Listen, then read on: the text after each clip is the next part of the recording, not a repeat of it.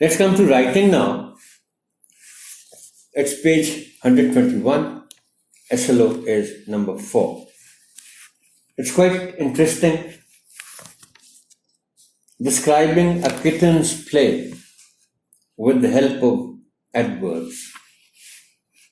अब ये grammar based activity है. Tell the students the meanings of the given adverbs. ये आप help इस तरह जरूर किया करें.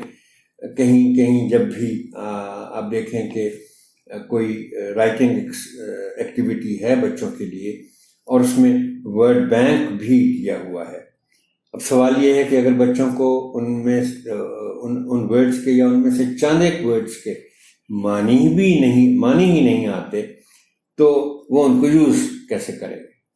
सो ये जो वर्ड्स दिए हुए हैं, eagerly, gently, joyfully, लेजिली, slowly, timidly,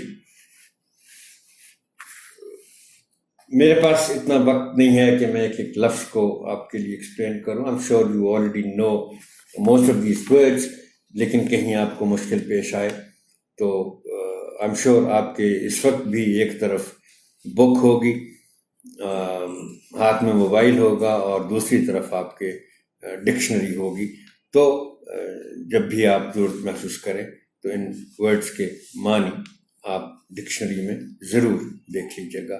और ये मैं आपको यकीन दिलाता हूँ कि आप जब डिक्शनरी खोलेंगे, जो चीज़ मालूम करने के लिए आप डिक्शनरी खोलेंगे वो तो आप मालूम कर ही लेंगे, लेकिन किताब है आपके सामने पड़ी है तो नेचुरली आपकी नज़र ऊपर नीचे भी जाएगी और आप ज़रूर कुछ और शेड्स भी देख लेंगे.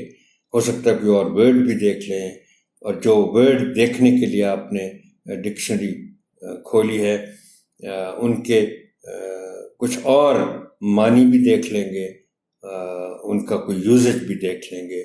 ये फ़ायदा होता है डिक्शनरी बार बार खोलने का कि आप ज़रूरत के तहत एक चीज़ देखना चाह रहे हैं, मगर आप इत्तेफाक से चूँकि आपने डिक्शनरी खोल ली है लिहाजा कुछ और चीज़ें भी आपको मालूम हो जाएंगी. आपने मीनिंग्स बता दिए बच्चों को इन वर्ड्स के, तो उसके बाद आप एक सैम्पल सेंटेंस भी उनको लिख के दे देंगे. Tell them to use their imagination to think of the kitten's actions. अब देखें ना, बिल्ली खेल रही है, तो इसीलिए इस तरह की राइटिंग को हम क्रिएटिव राइटिंग भी कहते हैं, जहां बच्चों को अपने इमेजिनेशन से काम लेना पड़े. Tell them to describe the kitten's play in simple present tense. Present indefinite जिसको हम कहते हैं कि वो ये करती है, वो करती है, वो करती है. And then जब वो बच्चे लिख लें, अपना काम कर लें, तो फिर आप उसको चेक कर लीजिएगा in due course. Well, that is all for this tutorial, honorable teacher. Thank you and Allah Hafiz.